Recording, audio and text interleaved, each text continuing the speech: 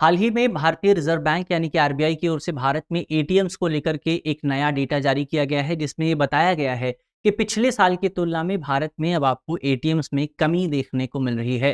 जाहिर तौर पर एक इम्पॉर्टेंट डेटा यहाँ पर निकल करके आया है। तो इस डेटा के क्या निहितार्थ हो सकते हैं, इसके पीछे के कारण क्या हैं, भारत में एटीएम्स की संख्या में आपको कमी देखने को क्यों मिल रही है, इन्हीं तमाम बिंदुओं पर आज के इस वीडियो में हम जो है डिस्कशन करने वाले हैं। मेरा नाम है अक्षय और आपका स्वागत है दृष्टि आईएएस चैनल की इस नए वीडियो में। तो चलिए इसी नोट के साथ वीडियो की शुरुआत करते हैं और सबसे पहले एक बार ये समझ लिया जाए कि ये जो हमारा पूरा टॉपिक है वो आपका किस एग्जाम के लिहाज से, किस लिहाज से इम्पोर्टेंट हो जाता है। तो अगर आप इस पूरे टॉपिक को देखें तो ये यूपीएससी की अगर आप तैयारी कर रहे हैं तो फिर जाहिर तौर पर ये पूरा टॉपिक आपके लिए इम्पोर्टेंट है। अगर तैयारी नहीं भी कर रहे हैं तब भी सामान्य लिहाज से देखें तो आसपास क्या घटनाएं हो रही हैं वो हमको पता होना चाहिए। और ये भी एक इम्पॉर्टेंट डेवलपमेंट जो है वो आपको भारत के बैंकिंग सेक्टर में देखने को मिल रहा है।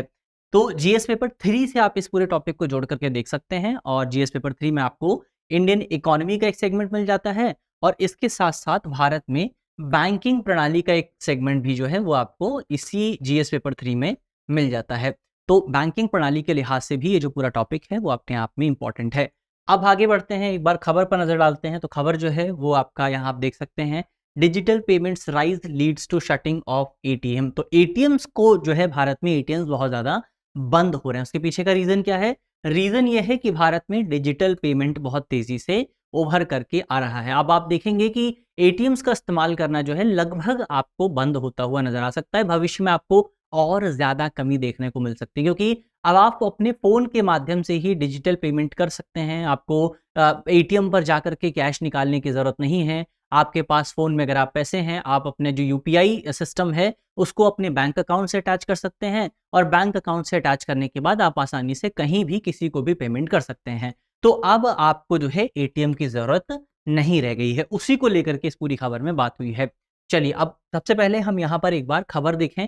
तो खबर ये है कि भारत में बैंक जो है स्वचालित टेलर मशीनों यानी कि ऑटोमेटिक टेलर मशीन्स और कैशलेस रिसाइकलर्स का उपयोग जो है कम कर रहे हैं। भारतीय रिजर्व बैंक के डेटा पर अगर आप नजर डालें तो डेटा ये बताता है कि सितंबर 2024 के अंत तक भारत में तकरीबन 2,15,000 एटीएम्स मौजूद थे। और अगर आप इसको पिछले साल से कंपेयर करेंगे तो पिछले साल की जो संख्या थी वो 2,19,000 के आसपास थी। यानी कि ओवरऑल अगर आप देखें तो 4,000 एटीएम्स जो हैं वो एक साल के पीरियड में बंद हो गए हैं। ये एक बड़ी समस्या, ये एक बड़ा डेटा, समस्या तो इसको नहीं कहा जा सकता, ये एक बड़ा डेटा यहाँ पर निकल करके सामने आया है। इसके कारण की अगर आप बात करें कि एटीएम्स कम क्यों हो रहे हैं, तो कारण तो एक तो हमने पहले ही देख लिया।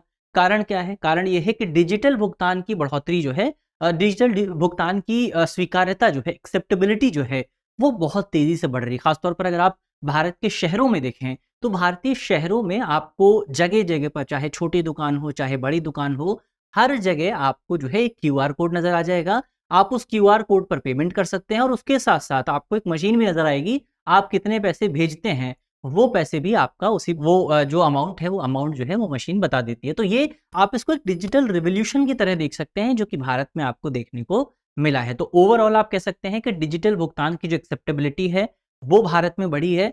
इसके अलावा यूपीआई तो हमने देख लिया, यूपीआई के माध्यम से एक्सेप्टेबिलिटी बढ़ी है और डिजिटल बैंकिंग की ओर जो रणनीति है वो सफल साबित हो रही है। सरकार की ओर से जो प्रयास किए जा रहे हैं वो भी सफल साबित हो रहे हैं।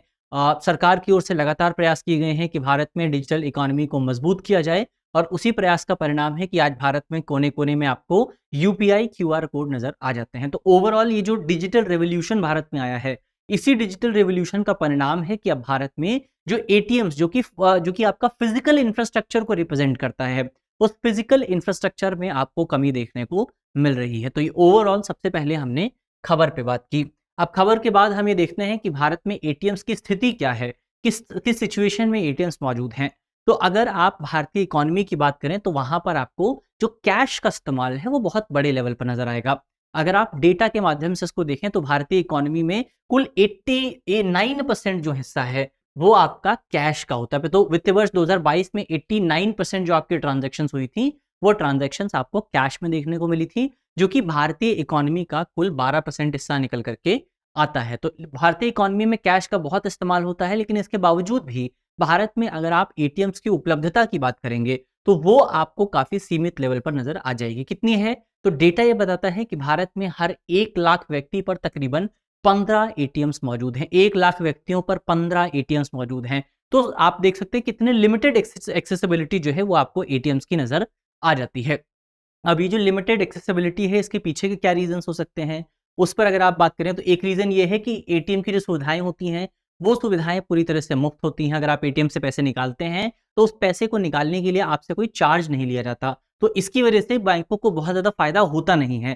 तो एक तो ये समस्या हो सकती है। दूसरा इंटरऑपरेटेबिलिटी और इंटरचेंज शुल्क पर आरबीआई के जो नियम हैं, उसकी अगर आप बात करें तो इंटरऑपरेटेबिलिटी का मतलब ये है कि अगर आपके पास एसबीआई का एटीएम कार्ड है, तो आप एसबीआई के एटीएम से तो आप आईसीआईसीआई के एटीएम से भी पैसे निकाल सकते हैं। इसको इंटरऑपरेटेबिलिटी कहा जाता है। लेकिन जब आप एसबीआई के क्रेडिट एटीएम कार्ड से आप आईसीआईसीआई के एटीएम से पैसे निकालते हैं, तो फिर एसबीआई जो है, उसको कुछ पैसे देने पड़ते हैं, उसको कुछ चार्जेस देने पड़ते हैं। किसको? आईसीआईसीआई को। तो इसको कहा जाता है आपका इंटरचेंज शुल्क, और इसको लेकर के आरबीआई के जो नियम हैं, वो बहुत स्ट्रिक्ट हैं, और इसकी वजह से कई बार बैंकों को जो है नुकसान का सामना करना पड़ता है।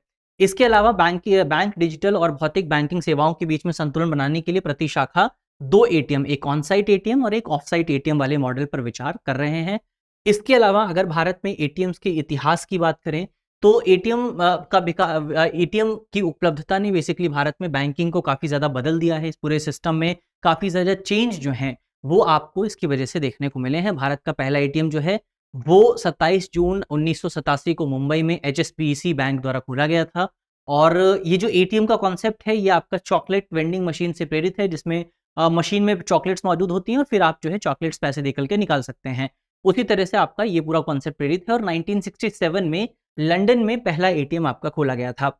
अगर भारत में एटीएम्स की एक्सेसिबिलिटी की बात करें, उपलब्धता की बात करें, तो 1999 तक जब भारत में ग्लोबलाइजेशन की शुरुआत हो चुकी थी, तो 1999 तक भारत में 1500 से ज़्यादा एटीएम्स जो हैं, वो उपलब्ध थे। और अभी अगर हम देखें, तो अभी वर्तमान समय में भारत में हमने देखा कि बहुत बड़ी संख्या में आपको एटीएम्स जो है वो नज़र आ जाएँगे।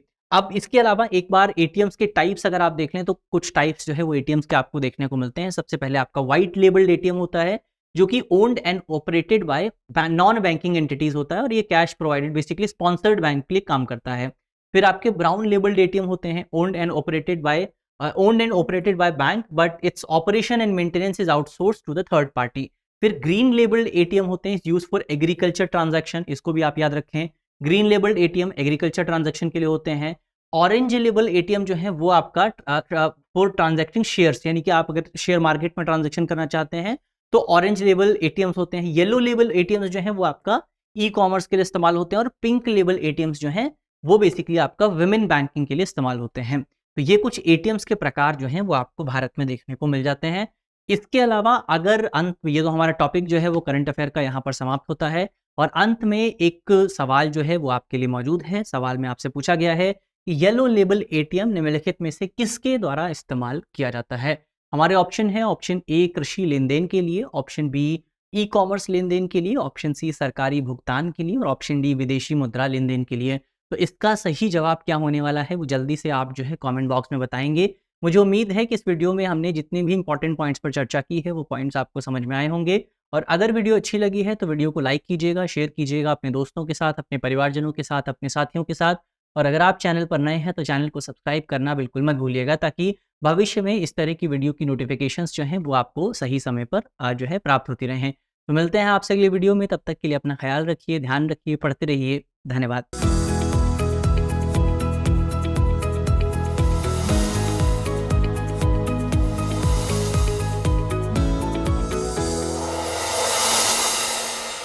डियर व्यूअर्स, अपने एग्जाम की तैयारी को और बेहतर करने के लिए हमारे चैनल को लाइक, शेयर और सब्सक्राइब करना न भूलें।